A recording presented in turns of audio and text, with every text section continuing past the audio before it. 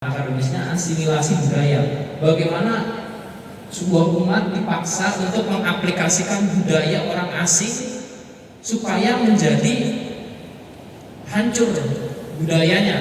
Seperti kita saat ini ya Bu, semenjak ada globalisasi dan juga masyarakat ekonomi Asia, sekarang kita sudah biasa dengan budaya kebarat-baratan, ya, budaya Korea, ya Bu ya.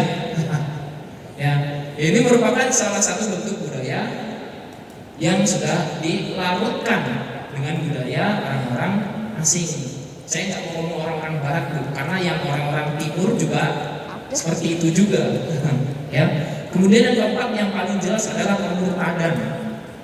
Setelah budayanya sudah disamakan, pendiriannya sudah digoyahkan, akhlaknya sudah dirusak, akhirnya mudah untuk dimurtad. Ya. Mungkin dulu kita sering dengar ya Bu ya, ada kisah bagaimana orang-orang di daerah kampung sawah ditawarin Indomie sedus, maulah masuk murtad gitu. Di tempat saya Bu, di pesantren saya dulu di daerah Cigombong itu ada sebuah tempat namanya Kinasih kalau nggak salah. Itu ya kalau mau dibongkar, mohon maaf ya Bu, itu pusat pemurtadan di daerah Bogor.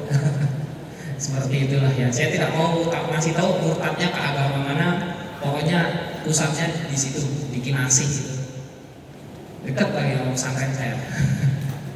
Kemudian yang kelima ada loyalitas pada kaum kufar. Akhirnya setelah budayanya sama, agamanya sama, ekonominya sama, pemikirannya sama, pakaiannya sama, ya udah. Akhirnya mau deh disetir sama orang-orang kufar, ya. Layaknya orang Indonesia, dianya orang Indonesia, tapi dia budayanya orang Amerika, ya. Dia katanya seorang muslim ya, tapi ternyata kelakuannya layaknya orang Israel ya, kayak gitu. Kemudian tahapan perang pemikiran ya.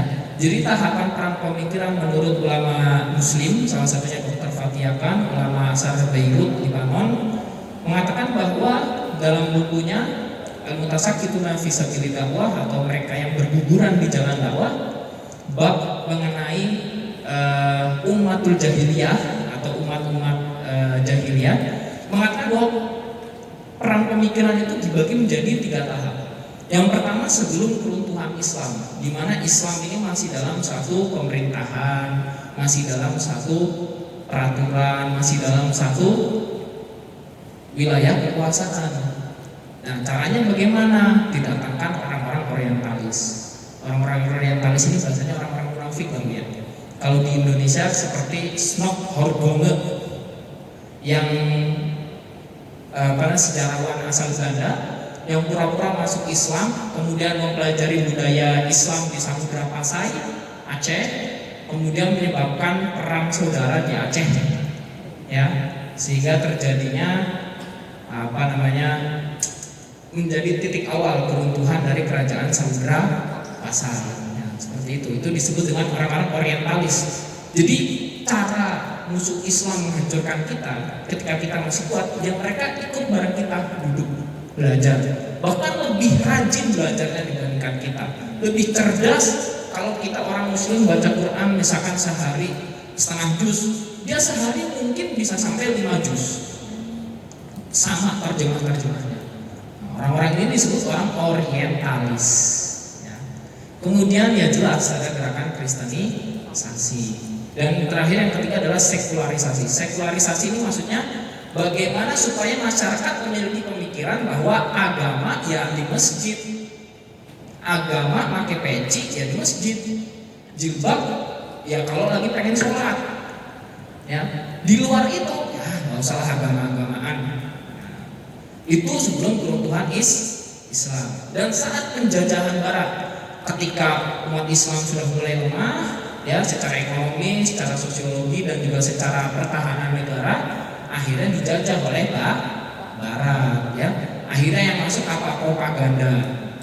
Jepang cahaya Asia, Jepang pelindung Asia, Jepang pemimpin Asia. Ya kayak gitu termasuk propaganda Bu. Kemudian jelas perang fisik ya, bagaimana ya kita lihat di Indonesia ada pembantaian Sterling ya, yang terjadi di daerah Sulawesi, kemudian perang-perang lainnya ya. Kemudian juga ada pelemahan figur, jadi tokoh-tokoh ulama-ulama kita yang ada di Indonesia ini dilemahkan supaya tidak bisa menjadi patokan dan pedoman umat Islam di Indonesia ini.